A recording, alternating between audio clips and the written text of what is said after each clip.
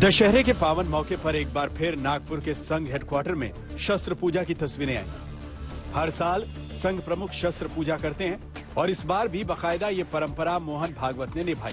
शस्त्र प्रणाम हुआ, संघ के गीत गाए गए। परम साधनं नाम वीरव्रतम् तदन्तस्फुरत्वक्षयाध्येयनिष्ठा जिसके बाद मौका था संघ प्रमुख के संबोधन का, जहां एक बार फिर मोहन भागवत ने जनसंख्या का मुद्दा उठाया। जनसंख्या का विचार दोनों रूप से हो सकता है। वो एक साधन भी है और एक परिस्थिति में विचार करता है तो एक बात लगती है, दूसरे परिस्थिति में विचार करता है दूसरी बात लगती है। चीन की इतनी ज्यादा जनसंख्या थी, उनको बोझ लगने लगा। उन्होंने एक परिवार में एक संतान और बाद में नहीं संतान, ऐसी नीति अपनाई। बड़े कड़े प्रयास से उन्होंने उसको लागू किया। हमारे यहां क्या है, हमको भी विचार करना पड़ेगा। हमारा देश 50 वर्षों के बाद कितने लोगों को खिला सकता है। करीब 1 घंटे के भाषण में हिंदुस्तान का जिक्र हुआ, हिंदुत्व का जिक्र हुआ, तो जनसंख्या नियंत्रण के सुझाव भी पंथ के आधार पर दिया गया। इस जनसंख्या में प्रमाण का भी संतुलन चाहिए।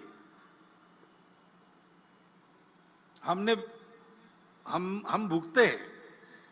जनसंख्या का असंतुलन हुआ तो 50 साल पहले उसके गंभीर परिणामों को हमने भुगता।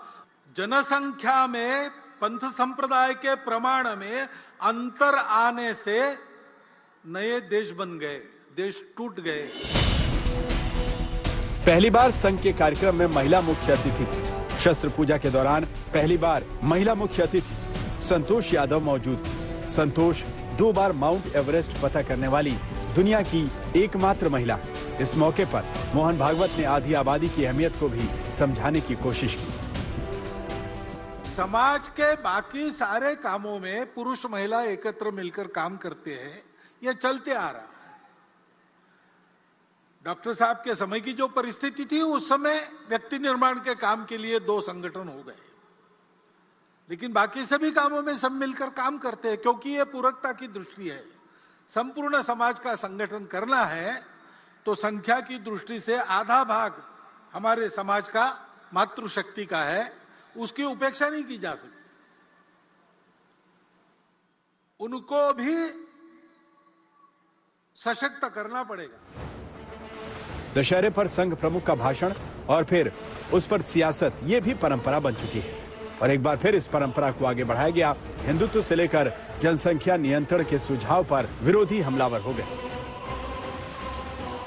वैसे लोग जिनको डेमोग्राफी की समझ नहीं है ना, या जानकार नहीं है, उनको इन विषयों पे बोलने से बचना चाहिए। डेमोग्राफर्स हैं हमारे देश में, अच्छे डेमोग्राफर हैं जो डिकेडल रेट ऑफ ग्रोथ को बहुत अच्छे से एनालाइज करते हैं।